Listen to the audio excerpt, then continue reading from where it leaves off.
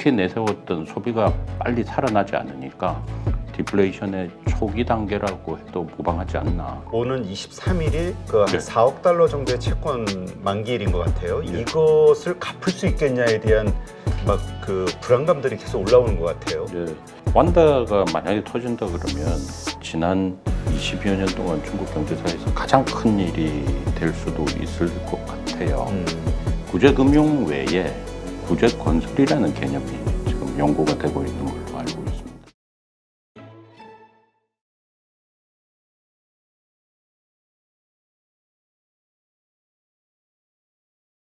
오늘 모신 분은 한국외대 중국외교통상학부 초빙 교수시죠. 박한진 교수님 모셨습니다. 안녕하세요. 예, 안녕하세요. 네. 자, 지금 중국 관련해서 요즘 뭐 여러 가지 뭐 지준율 인하라든가 여러 가지 정책을 써도 중국 경제의 그 지표들이 그렇게 좋아지지가 않는다. 좀 구조적으로 디플레이션에 빠지는 거 아니냐 이런 걱정들을 많이 하고 있는 상황인 것 같아요. 예. 지금 현재 저희 지표를 보면 최근에 또 저희 상반기하고 6월달 발표를 했지 않습니까? 네. 지표를 보면 일각에서는 디플레이션으로 가는 게 아니다고 하지만 사실상 디플레이션의 초기 조짐이 보인다고 봐야 될 겁니다. 가장 중요한 것이 지난 6개월 전에 중국이 그 참 강하게 밀어붙였던 그 코로나 방역 조치를 해제를 하고 6개월이 지나면 이건 경기가 풀릴 것이라고 다 안팎에서 예고를 했었거든요. 네. 근데 6개월이 지나도 풀리기는커녕 이게 반대로 가고 있다는 것이죠. 특히 이제 문제는 뭐냐면 이 서비스하고 소비 분야가 살아나야 되는데 이 부분이 사람들이 다니기는 다니는데 실제로 경제 효과를 내지 못한다는 측면이 많이 있습니다. 그렇다니까 이게 그런 결과로 경제가 선순환이 되지 않고 또 해외 수출이 되지 않고 하다 보니까 사실은 어느 하나 좋은 지표가 없다고 할 정도로 이렇게 가고 있죠. 가장 큰 문제는 그렇게 내세웠던 소비가 빨리 살아나지 않으니까 그렇다면은 이거는 경제가 돌아간다는 측면에서는 문제가 적지 않은 것이고 디플레이션의 초기 단계라고 해도 무방하지 않나 하는 생각입니다.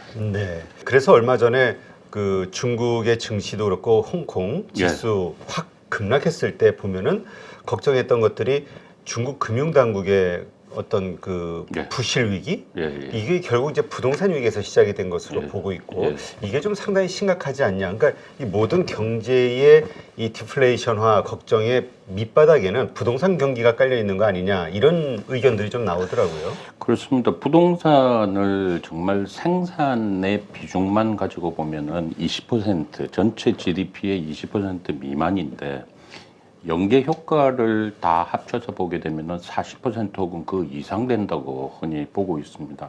그렇다 보니까 만약에 부동산에서 삐끗해서 터지게 되면은 이것이 산업 전 분야의 연계 효과가 상당히 크다는 측면이 있고요. 또 한 가지 중요한 사실은 중국은 사실 일반 시민들이 재테크하는 수단이 굉장히 제한이 되어 있습니다. 네. 그렇다 보니까 거의 90% 이상은 재테크를 부동산으로 해왔거든요. 근데 여기에 굉장히 문제가 생기고 만약에 거기서 뭐 돈을 날린다든지 이제 이런 상황이 생기게 되면은 걷잡을 수 없이 되는 것이죠. 다만 중국의 금융과 부동산이 다른 지역하고 조금 다른 것은 해외하고 직접적으로 맞물린 효과는 크지 않다는 겁니다. 그래서 바로 터지지는 않겠지만 만약에 이게 장기화된다 그러면은 중국의 각 지역에 투자를 해놓은 외국인 자금이라든지 그 자금이 빠져나간다든지 또 그러면 중국 전체 경제에 대한 신뢰도 문제라든지 산업 경쟁력 저하라든지 이런 정말 아주 마지막에 그런 상황까지 발생할 수 있는 것이죠. 하지만 그것이 당장 지금 일어나는 그런 국면은 아니다 이렇게 생각을 합니다. 네, 지금 이러한 상황 그렇다면은 중국 정부는 이것을 어떻게 수습할 것이냐, 혹은 그냥 방관하는 것이냐, 뭐 여러 가지 시각들이 있거든요. 이 부분은 어떻게 보세요? 지금 말씀하신 그 수습과 방관의 한 중간 정도 단계라고 생각을 합니다. 그것은 지금 중국 경제는 제조업의 규모로는 굉장히 커졌지만 사실은 펀디멘탈이 약하고 또 부동산의 집중 현상이 강하다 보니까 이 어떤 요인으로 해가지고 경기가 떨어졌을 경우에는 다시 살아날 수 있는 자생력이 굉장히 약하다는 것이죠. 또 두 번째 문제는 부동산이 수십 년 동안 중국 경제를 지탱해온 정말 가장 중요한 보루인데 이 부분에서 돌아갔던 원동력이 뭔가 봤더니 결국은 투자하고 빚이고 이랬다는 것이죠. 그래서 이제 이런 문제가 이제는 한계 상황에 다다르다 보니까 이제 중국 정부가 택할 방법은 두 가지일 겁니다. 하나는 과거처럼 자금을 투입을 해서 문제가 없게 돌리는 방법이 하나가 있을 것이고 또 하나는 그냥 놔둬서 터지게 만드는 방법이 있을 거예요.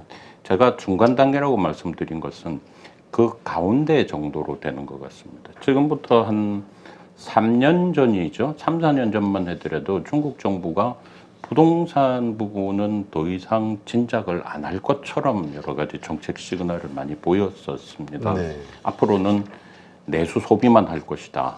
부동산 여러 가지 투자 위주의 이런 성장은 이제 그만하겠다. 이런 제스처를 보였는데 사실 그걸 진행하다 보니까 여러 군데서 부동산 부실이 터지고 또 일반 시민들까지 이렇게 물리고 이제 이런 상황이 되니까 강하게 할 수 없는 것이죠. 그래서 최근에 보면 너무 많이 꺾어진다고 할 때는 정부가 조금 나갑니다. 그래서 조금 나간다는 얘기는 어떤 것이냐 하면은 전국적인 범위는 아니지만 일부 지역에 대해서는 부동산 대출을 조금 풀어주고 그다음에 또 집을 이미 가진 사람이 두 채, 세 채 이렇게 살 때는 그전에는 굉장히 제한 조치를 취했는데 그 부분을 조금 풀어주고 이것을 일부 지역에서 했다는 것이죠. 찔끔찔끔 했다는 그런 표현도 있는데요. 그래서 그러면 이 시간 이후에 중국 정부가 과연 어떤 정책 선택을 가져갈 것인가 이렇게 본다면 크게 여기서 벗어날 것으로는 저는 생각하지 않습니다. 왜냐하면 가장 무서워하는 것이 만약에 이 단계에서 과거처럼 또 대규모 투자를 통해서 기업을 살리고 부동산을 부양을 했을 경우에는 당장은 괜찮지만 다시 몇 년 지나고 나면 이제 걷잡을 수 없을 것이다. 이렇게 판단을 하는 것 같아요.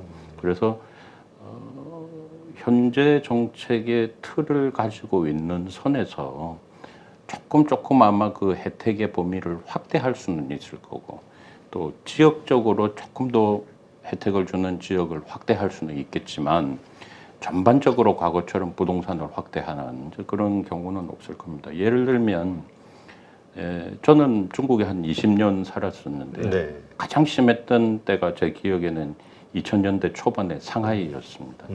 그 지역은 당시에 제가 상하이에 근무를 했었는데요. 외국인도 80%를 20년, 30년 초장기 융자를 해줘요. 아, 그래요? 예. 그러니까 아무나 집을 살 수 있는 것이죠. 중국인들 같은 경우는 90% 융자를 해주고 상환 기간은 더 깁니다. 그러니까 사실 마음만 먹으면 아무런 부담 없이 집을 살 수 있는 것이고 그것이 경제를 굴려왔다는 상하이가 일어섰던 또 한 측면은 이제 그런 부분이 있었다는 것이죠. 이것이 20년, 30년 있다가 이제 나타난 것이라고 부작용이. 보고요. 예. 또 이제 제가 2000년대 말, 그러니까 2009년부터 2012년까지는 베이징에서 근무를 했었는데요. 당시에는 베이징의 일부 지역이 이제 그런 부동산 과열이 있었습니다. 그 지역에는 제가 살던 어떤 지역의 한 곳에는 1년도 되지 않는 기간 사이에 주택 가격이 10배가 뛰는 상황까지 나타났었거든요. 이것은 제가 중국의 국장급 관리한테 직접 들은 얘기였습니다. 어디 살았느냐고. 그래서 예전에 어디 살았다고 하니까 그때 혹시 집을 샀느냐고 해서 집은 안 샀다고 이렇게 얘기를 하니까 그때 10배 뛰었다고 얘기를 하는 거예요. 그래서 과연 이게 정상적인가 하는 부분에 대해서 중국의 고민이 많은 것 같고요. 그래서 제가 생각을 할 때는 조금 더 힘든 상황이 있더라도 중국이 전면적으로 확 풀거나 하지는 않을 것이고 그렇다고 모른 척 할 수도 없는 상황이고. 그럼 최악의 상황만 봉합해가면서. 예, 아마도 봉합해가면서 마치 우리가 저 부동산 기업체들 몇 년 전부터 문제가 됐던 그런 회사들이 있지 않습니까? 네. 그런 회사들에 보면 조금씩 숨통을 틔워주고 조금씩 연명시키고 그게 만약에 터지게 되면은 파급 효과가 워낙 크니까는요. 그 작년에 부각했던 것이 이제 헝다그룹, 예, 예. 가장 큰 부동산 회사 중에 하나죠. 그 다음에 최근에는 완다, 예. 근데 여기도 좀 위험하다 예. 이런 얘기들이 나오고 있는데 예. 일단 뭐 부도 소식은 안 들리네요. 그렇습니다. 제가 생각할 때도 부도를 낼 것 같지는 않습니다. 다만 지금 왜 한동안 잠잠했던 중국 부동산 기업의 이 부도 소식이 우려가 지금 갑자기 나오고 있는가 하는 것은 지금 실적 발표 시기하고 이제 맞물려 보다 보니까 이제 이렇게 돼 있는데요.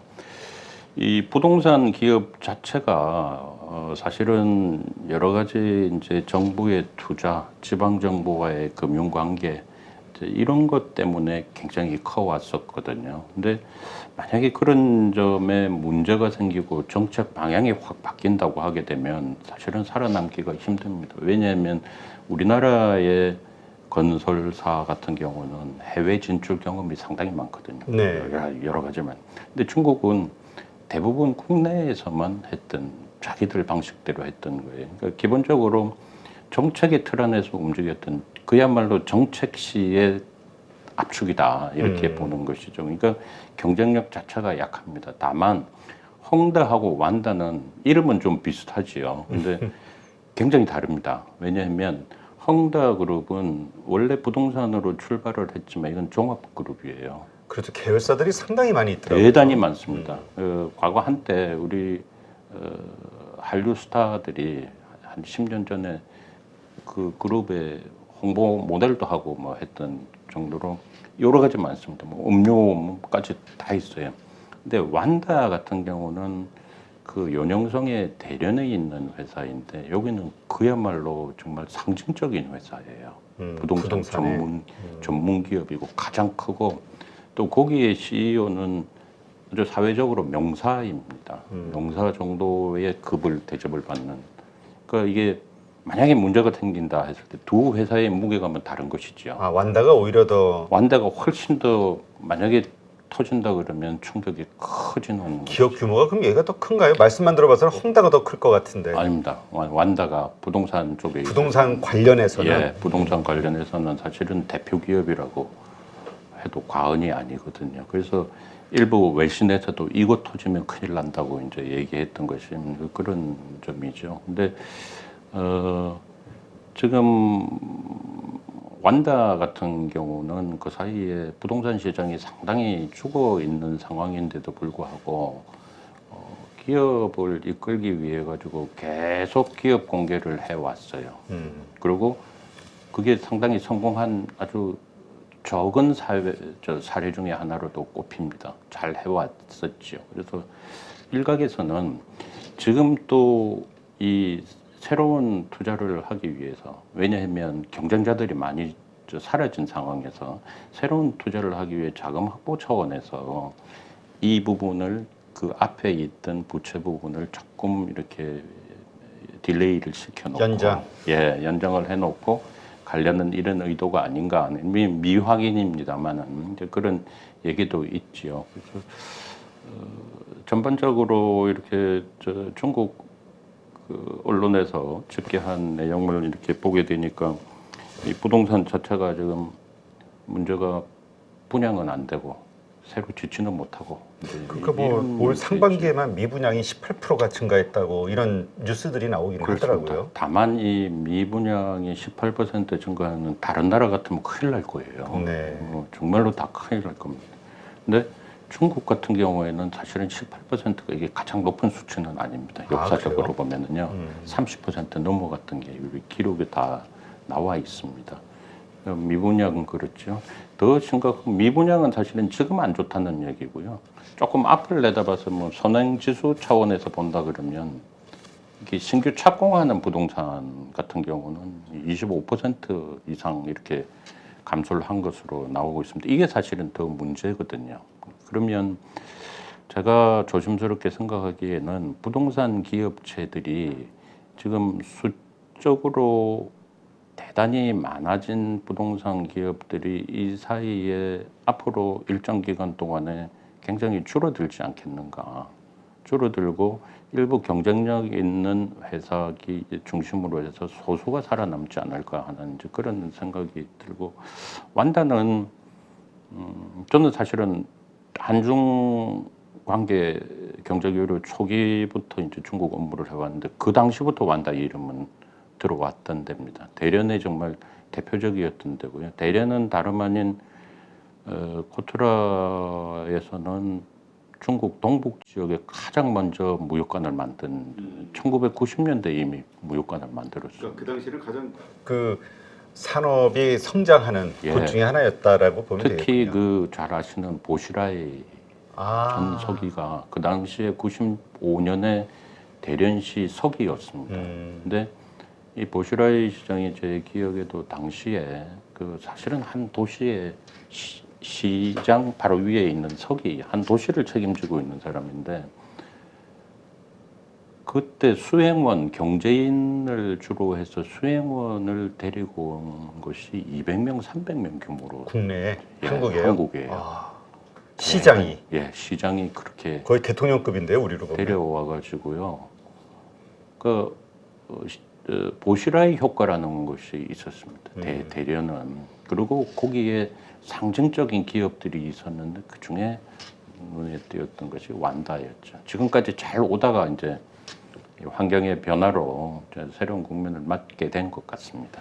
그러니까 지금 나오는 뉴스들을 보면 외신에서는 오는 23일이 그 한 네. 4억 달러 정도의 채권 만기일인 것 같아요. 네. 이것을 갚을 수 있겠냐에 대한, 그래서 이게 디폴트 되는 거 아니냐, 이거로 인해서 부동산 위기의 뇌관이 드디어 네. 터지는 거 아니냐에 대한 막 그 불안감들이 계속 올라오는 것 같아요. 예.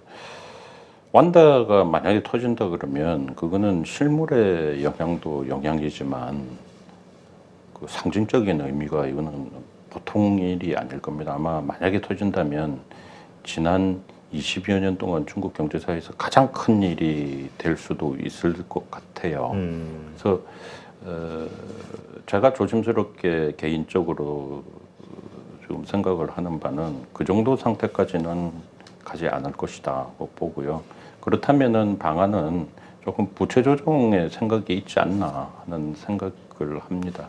부채 조정이 이제 뭐 규모의 조정보다는 그 기간 조정하는 쪽으로 갈 가능성이 큰 거로 봅니다. 지금 제가 오늘 어제 해서 그 현지 동향을 이렇게 봤는데요. 현지에서는 그게 문제가 터질 거라고 보는 분위기는 크지 않은 것 같습니다. 아, 그래요? 이게 예. 그러니까 외국계 시각이군요. 외국 입장에서는 이게 달러 채권이다 보니까 예. 국내 채권이면 뭐 알아서 예, 예. 뭐 저기 하겠지만 달러 채권은 무조건 안 갚으면 디폴트 빠지는 예, 거니까. 근데 지금 문제가 2년 동안 헝다가 입은 손실이 102조. 예. 이게 어마어마한 수치네요. 예.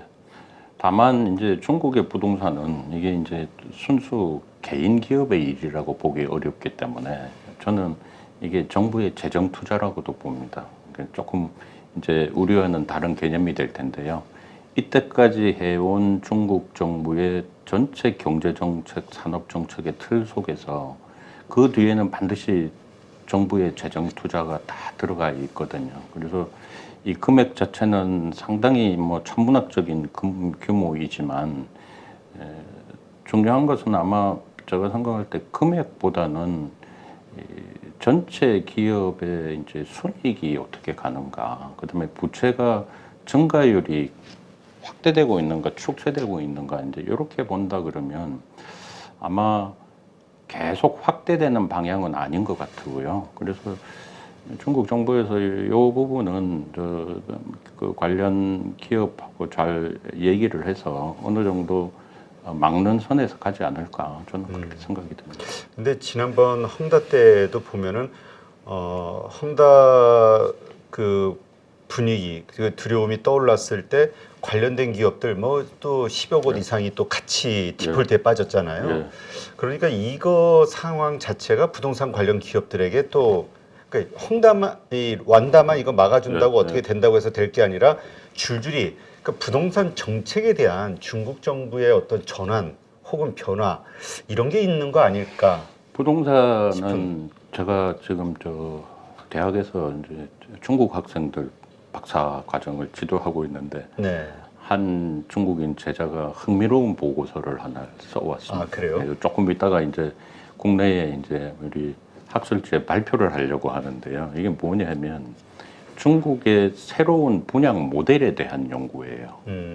이때까지처럼 중국 부동산이 그 지방 금융 플랫폼 또 그 뒤에 지방 정부 또 기업 이렇게 연결돼 있는 이 구조가 아니고 다소 이제 서양식의 분양 개념을 많이 가져간 이제 그런 게 있고요. 또 아까 말씀드린 내용 중에 이제 문제가 새로 신규 착공하는 거 문제라고 했었지 않습니까? 또 안 팔리는 문제가 있었잖아요. 그러면 중국에서 지금 나타나고 있는 게 뭐냐면 어떤 거는 또 건설되다가 중단되는 거 있어요. 그렇죠. 지난번에 몇 달 전에 이제 그것 때문에 난리가 났던 경우도 있고 한데요. 그러면 우리 개념에서는 대단히 생소한데요. 중국에서 새로운 지금 제도를 모색을 하고 있는 게 뭐냐면은 구제금융 외에 구제건설이라는 개념이 지금 연구가 되고 있는 걸로 알고 있습니다.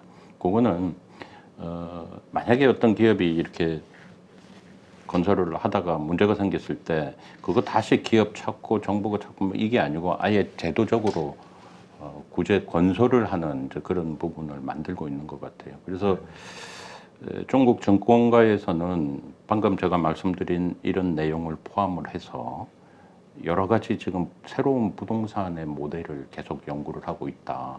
이렇게 보입니다. 그 가장 기본적인 거는 말씀 들어보니까 이제까지 그 어떤 정부 주도, 관 주도의 어떤 부동산 성장 전략이었다면 이건 그냥 민간에게로 맡기겠다라는 쪽으로 좀 이해가 되는데. 민간에 맡겨야지 이것이 선순환이 될 거고요. 또 언제까지나 이렇게 토목 성격의 부동산에 그 큰 중국의 경제를 다 맡겨놓을 수가 없는 것이죠. 그래서 사실은 신흥산업이라는 얘기를 계속 들고 나오는 것이고요. 신흥산업 중에서도 반도체가 그렇게 해서 중요한 거고 했는데 그게 마음처럼 빨리 잘 안 되니까 지금 이게 시차상으로 굉장히 문제가 심각해진 그런 상황으로 봅니다. 네. 어쨌든 중장기적으로는 이제 그런 어떤 목표로 체질 개선을 하겠지만 예. 당장 이제 떨어진 불은 이 현재 부동산 위기 예. 이걸 어떻게 그 대책을 내놓느냐 이게 이제 큰 관건이겠네요. 예. 말씀대로 일단 23일인가요? 그 완다 이 부분을 좀 막는다 하더라도 그 이후 또 줄줄이 터질 것들에 대해서 맞습니다. 지금 그래서 대단히 중요한 것이요. 그 지난 17일 날 상반기 또 6월달 경제 성적표가 상당히 실망적으로 나왔잖아요. 네. 그리고 23일 날 그 만기 도래하는 그거 있고요. 근데 중국이 그래서 제가 지금 주목하고 있는 것이 중국에 그냥 중국 공산당 중앙정치국이라는 데가 있습니다. 중앙정치국은 24명의 가장 핵심 멤버로 구성이 되죠. 네. 국가 최고 지도자를 포함해가지고요. 그 4명이 매달 한 번씩 회의를 하는데 경제적으로 보게 되면은 제일 중요한 것이 7월하고 12월 달 회의예요. 근데 7월 회의가 그것은 우리처럼 사전에 언제 합니다 이렇게 발표하는 게 아니고 그냥 톡 하면은 그날 아침에 뉴스가 나오는 하고 나서 알려주는군요. 그게 중국의 관례거든요. 이게 이제 7월, 12월, 12월 경제회의는 왜 중요하냐? 그 다음 해 경제정책 방향에 사실은 큰 틀을 거기서 다 결정합니다. 7월 회의는 상반기 해보니까 어떤 환경이 어떻고 지금 변화가 어떻고 실적이 어떻다 이러면 거기에 따라서 정책 조정을 하느냐 마느냐 한다면은 어느 정도로 하느냐 하는 거를 7월 회의에 개최를 논의를 합니다. 그게 지금으로서는 마지막 날 거의 다 가서 하는 것 같아요. 네. 그렇다 그러면 지금 거기서 이 경기 대책 특히 또 지금 부동산 이런 거 포함해가지고 어떤 식으로든지 지금 내놔야 되는 그런 상황이고요. 우리로 치면은 기획재정부에 해당하는 중국의 발전개혁위원회 네. 한 관계자의 얘기를 들어보니까 신속하게 대책을 마련한다 이런 얘기를 내비친 것으로 보니까 아마 이번에 어떤 식으로든지 7월 말 그 회의에서는 나올 걸로 보입니다. 그래서 이 7월이 23일 또 말일 해가지고 대단히 좀 주목을 끄는 그런 시기입니다. 예. 그렇군요. 하여튼 여기에서 이 위기를 봉합하는 정도 수준의 대책이 나오느냐 아니면은 네. 전체 부동산 시장을 살릴 수 있는 이 대책이 나오느냐 이거에 따라서 중국 경제의 앞으로의 그 성장 분위기 이게 완전히 또 확 달라질 것 같아요. 맞습니다. 제가 지금 조금 조심스럽게 예측을 하는 것은 중국 정부로서는 어떤 식으로든지 자 이런 대책을 내놨다고 하지만 시장이 느끼기에는 미흡하다고 할 가능성이 있어 보여요. 그렇죠. 예, 왜 그러냐면 지난 17일 날 상반기 실적 발표를 하면서 중국 정부에서 13개 조항의 소비 확대 조치를 같이 발표를 했고요. 또 거기에 보면은 상무부뿐만이 아니고 정부 여러 부처가 공동으로 발표를 했습니다. 중국에서 여러 부처가 함께 발표한다는 건 대단히 무게감은 있는 겁니다. 네. 근데 그 내용을 보게 되면 별거 없었어요. 계속 나왔던 겁니다. 예를 들면 전면적인 정말 소비 진작을 위한 큰 뭐 개혁, 개방 이런 것이 아니고 농촌 지역의 자동차, 가전, 가구 보급 확대를 위해서 소비자 금융 확대하고 또 은행이 그것을 빌려줄 때에는 일정 정도 요건에 해당되는 범위 내에서 빌려주고 이러다 보니까는 시장에서는 실망한 거고 주식 시장도 반응을 안 했던 것이지요. 네. 그래서 크게 시장이 만족할 만큼 크게 나오지는 않겠지만 다만 최근의 위기 상황을 조금 바꿀 수 있는 게 중국 정부의 목적이라면 어떤 식으로든지 대책은 이달 말에 나올 걸로 봅니다. 네, 알겠습니다. 한번 그 부분을 잘 지켜봐야겠네요. 예, 예.